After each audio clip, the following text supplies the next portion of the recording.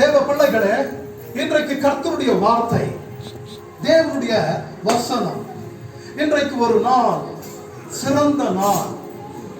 ಇದು ಬಹಳ ಒಳ್ಳೆ ದಿನ, ಬಹಳ ವಿಶೇಷವಾದಂತ ದಿನ. ಇದು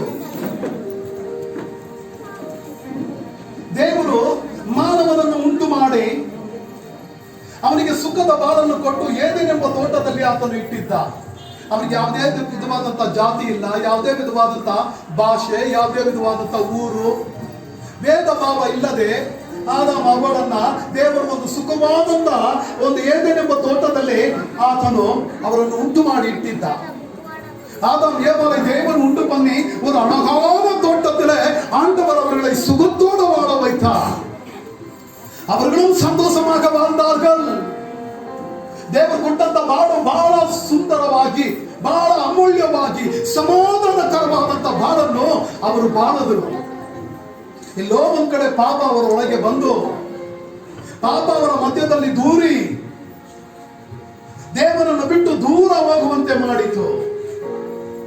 ಸೃಷ್ಟಿ ಮಾಡಿದಂತ ಸೃಷ್ಟಿಕರ್ತನನ್ನು ನೋಡದೆ, ಸೃಷ್ಟಿ ಮಾಡದಂತ ಸೃಷ್ಟಿಕರ್ತನನ್ನು ಬಿಟ್ಟು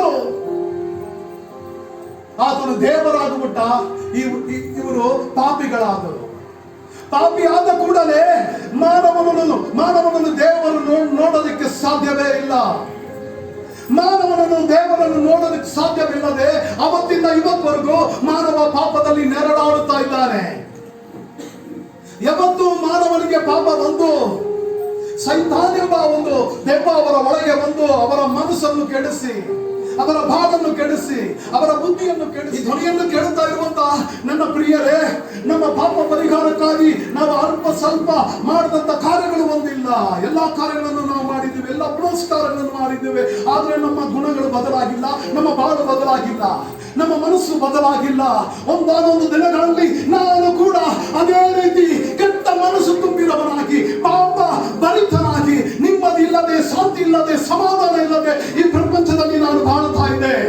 ஒரு நாளிலும் நான் சமாதானம் இல்லாமல், நிம்மதி இல்லாமல், ஒரு நல்ல வாழ்க்கை இல்லாமல் இந்த பூமியில அலைந்து திரிந்து கொண்டிருந்தேன். பாவத்தின் பின்னாக ஓடிக்கொண்டிருந்தேன். ಪಾಪದ ಹಿಂದೆ ನಾನು ಬಿದ್ದಿದ್ದೆ. ಎಷ್ಟೋ ಸಾವಿರ ವರ್ಷಗಳಿಂದ ಮಾನವನಿಗೆ ಬಿಡುಗಡೆ ಇಲ್ಲ ರೀ. ಈ ಧ್ವನಿಯನ್ನು ಕೇಳುತ್ತಾ ನನ್ನ ಪ್ರಿಯರೇ, ನಿನ್ನ ಬಾಳಲ್ಲಿ ಬಿಡುಗಡೆ ಇಲ್ಲ. ಕಾರಣ ಪಾಪ. ಈ ಪಾಪ ನೆಮ್ಮದಿಯನ್ನು ಹಾಳು ಮಾಡಿತು. ಈ ಪಾಪ ಮನುಷ್ಯನನ್ನು ಹಾಳು ಮಾಡಿತು. ಅವತ್ತಿಂದ ಇವತ್ತವರೆಗೂ ಮನುಷ್ಯ ಇದನ್ನು ಮಾಡ್ತಾ ಇದ್ದಾನೆ. ಒಳ್ಳೆ ಬಾಳು ಸಿಗ್ತಾ ಇಲ್ಲ, ಒಳ್ಳೆ ಬಾಳು ಸಿಗ್ತಾ ಇಲ್ಲ.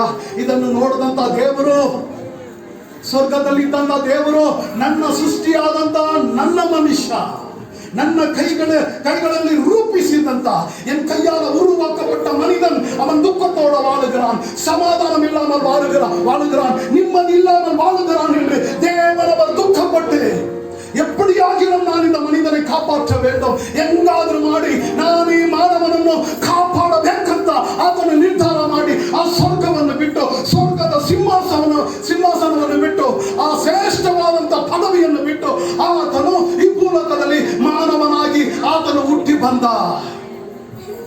ಯೋಹಾನ 1:14 ಹೇಳ್ತದೆ,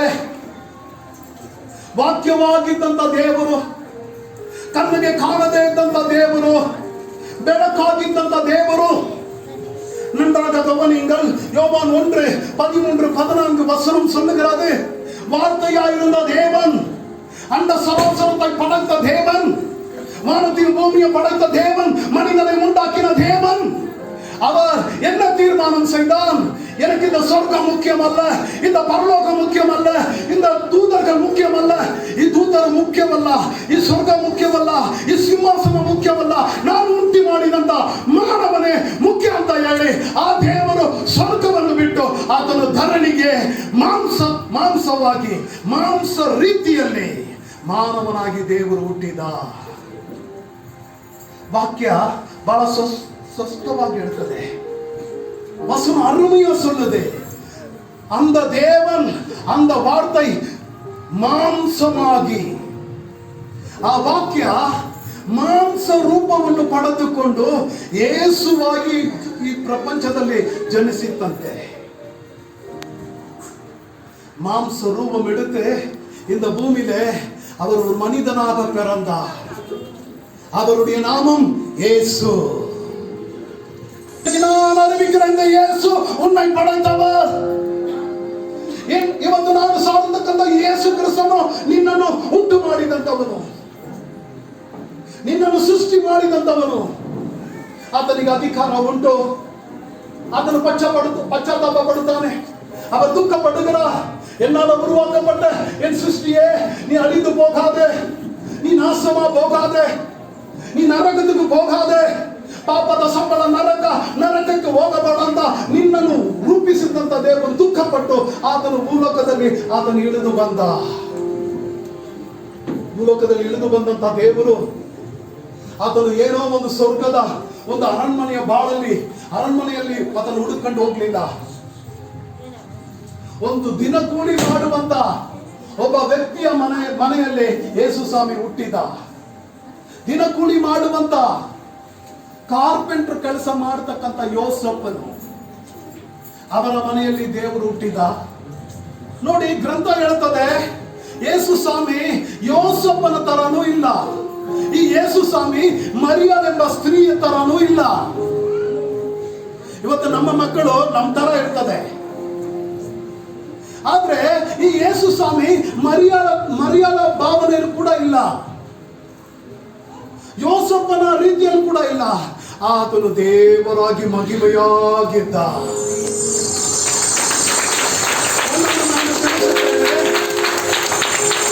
ದೇವರು ಸರ್ವಸನ್ನು ಪ್ರೀತಿಸುತ್ತಾ ಇದ್ದಾನೆ. ಬಡವರನ್ನು ನೋಡಿ ಕನಿಕರ ಪಡುತ್ತಾ ಇದ್ದಾನೆ.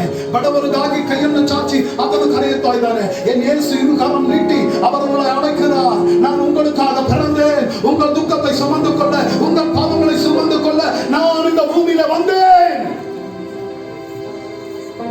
ಯೇಸು ಸ್ವಾಮಿ ಹೇಳ್ತಾನೆ, ನಾನೇ ಮಾರ್ಗ, ನಾನೇ ಸತ್ಯ, ನಾನೇ ಜೀವ, ನನ್ನ ಹೊರತು ನಿತ್ಯವಿಲ್ಲ, ನನ್ನ ಹೊರತು ಸ್ವರ್ಗ ಇಲ್ಲ ಅಂತ.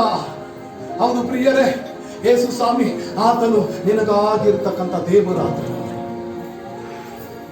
ಆತನು ಲೂಕನ ಬರೆದ ಸುವಾರ್ತೆ ಪುಸ್ತಕ 1:30 ಹೇಳುತ್ತದೆ, ದೇವದೂತನು ಬಂದು ಮರಿಯಾಳ ಬಳಿಗೆ ಮಾತನಾಡುತ್ತಾನೆ, ಮರಿಯಾಳೇ ನೀನು ಭಯ ಪಡಬೇಡ.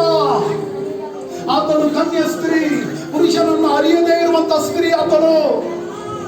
ನಾನು ಎಂದೂ ಮಗುವನ್ನು ಪಡೆಯೋದು. ಆತನು ನುಡಿತಾನೆ, ನೀನು ಭಯ ಪಡಬೇಡ, ಇದು ದೇವರಿಗೆ ಸಂಬಂಧಪಟ್ಟಿತ್ತು.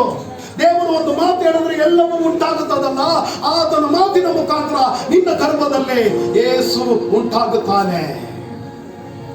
ಅವಳು ಭಯವನ್ನು ಎತ್ತಾಕಿ ಯೇಸು ಸ್ವಾಮಿಯನ್ನು ಆತನು ಕಾಡದೆ ಮಾನವನನ್ನು ಪ್ರೀತಿಸಿ ನಾನಾ ಕುಷ್ಠರೋಗಿಗಳನ್ನು ನಾವು ಸ್ವಸ್ಥ ಮಾಡಿದ. ಕುಂಟರನ್ನು, ಕುರುಡರನ್ನು, ಬಾಲಿಲ್ಲದವರಿಗೆ ಬಾಳನ್ನು ಕೊಟ್ಟ, ದೆವ್ವವನ್ನು ಓಡಿಸಿದ, ಅದ್ಭುತಗಳನ್ನು ಮಾಡಿದ, ಸತ್ತವರನ್ನು ಜೀವಂತವಾಗಿ ಎಬ್ಬಿಸಿದ, ಸಮುದ್ರದ ಮೇಲೆ ನಡೆದ,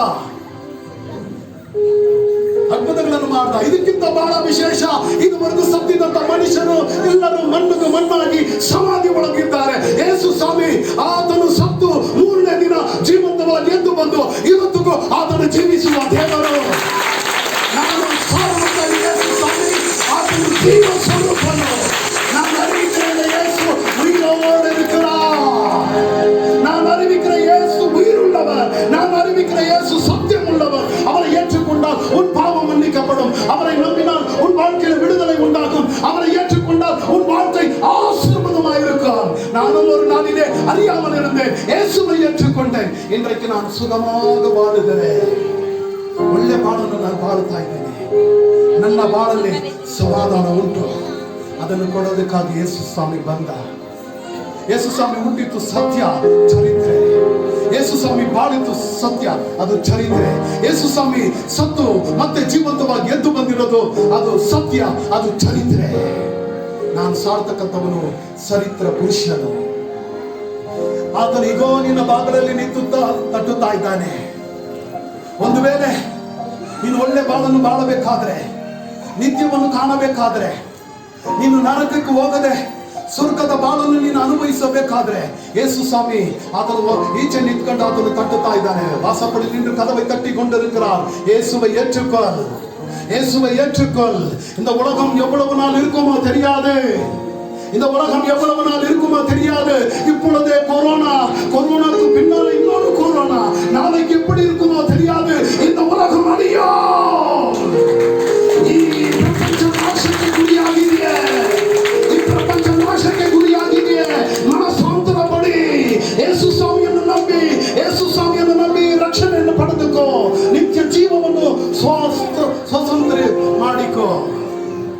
ಯೇಸು ನಿಮ್ಮನ್ನು ಪ್ರೀತಿಸುತ್ತಾನೆ. ಒಂದನ್ನು ತಿಳ್ಕೊಳ್ಳಿ, ನಿಮ್ಮನ್ನು ಕಾಪಾಡೋದಕ್ಕೆ ಯಾರೂ ಇಲ್ಲ, ಒಬ್ಬ ದೇವರಿದ್ದಾನೆ. ಒಂದನ್ನು ತಿಳ್ಕೊಳ್ಳಿ, ನಿಮ್ಮನ್ನು ರಕ್ಷಿಸುವುದಕ್ಕೆ ಯಾರೂ ಇಲ್ಲ, ಯೇಸು ಸ್ವಾಮಿ ಇದ್ದಾನೆ. ಆತನು ಇವತ್ತಿಗೂ ಉಸಿರಾಗಿದ್ದಾನೆ. ನೀನು ಪ್ರಾರ್ಥನೆ ಮಾಡಿ ನೋಡು. ಕಣ್ಣು ಮುಚ್ಚಿ, ನೀನೇನು ದೊಡ್ಡದಾಗಿ ಏನಿಲ್ಲ, ಕಣ್ಣು ಮುಚ್ಚಿ ನಿನ್ನ ಪಾಪಗಳನ್ನು ಅರಿಕೆ ಮಾಡು. ನಾನು ಒಳ್ಳೆ ಬಾಳನ್ನು ಬಾಳಬೇಕು. ಸತ್ಯ ದೇವರೇ ನನ್ನ ಹೃದಯದಲ್ಲಿ ಬಾ, ನಿತ್ಯವಾದಂತ ದೇವರೇ ನನ್ನನ್ನು ರಕ್ಷಿಸು ಅಂತ ಹೇಳು ಸಾಕು. ನೀನೇನು ಮಾತಾಂತರವನ್ನು ಆಗೋಣ, ಏನೂ ಆಗೋಣ. ನೀನು ದೇವರನ್ನು ನಂಬು. ಒಳ್ಳೆ ಬಾಳ್ ನಿನಗಿದೆಯೇ, ಶಾಂತಿ ಇದೆಯಾ, ಸಮಾಧಾನ ಇದೆಯಾ. ನಾನು ಸಾರುವಂತ ಯೇಸು ಸ್ವಾಮಿ ಆತನು ಇವತ್ತಿಗೂ ಜೀವಿಸುತ್ತಾ ಇದ್ದಾನೆ. ಪ್ರಾರ್ಥನೆ ಮಾಡಿ ನೋಡಿ, ಆತನು ನಿಮ್ಮ ಹೃದಯದಲ್ಲಿ ಮಾತನಾಡುತ್ತಾನೆ. ಪ್ರಾರ್ಥನೆ ಮಾಡಿ ನೋಡಿ, ನಿಮ್ಮ ಬಾಳು ಬದಲಾಗುತ್ತದೆ. ಈ ಸಭೆ ನಿಮಗಾಗಿ ತೆರೆದಿದೆಯೇ. ಪ್ರತಿ ಭಾನುವಾರ ಬೆಳಗ್ಗೆ 8 ಗಂಟೆಯಿಂದ 10 ಗಂಟೆವರೆಗೂ ಈ ಸ್ಥಳದಲ್ಲಿ ಆರಾಧನೆ ನಡೀತದೆ. ಮಂಗಳವಾರ ನಂತರ ಗುರುವಾರ ಈ ಸ್ಥಳದಲ್ಲಿ ಪ್ರಾರ್ಥನೆ ಕೂಟ ನಡೀತದೆ. ನಿಮಗಾಗಿ ನಾವು ಪ್ರಾರ್ಥನೆ ಮಾಡುತ್ತೇವೆ. ಬಂದು ನೋಡಿ, ನಿಮ್ಮ ಬಾಳು ಬದಲಾಗುತ್ತದೆ. ಈ ಸಭೆ ಬಂದಂತ ಎಷ್ಟೋ ಜನರ ಬಾಳು ಈ ಸ್ಥಳದಲ್ಲಿ ಬದಲಾಗಿದೆಯೇ.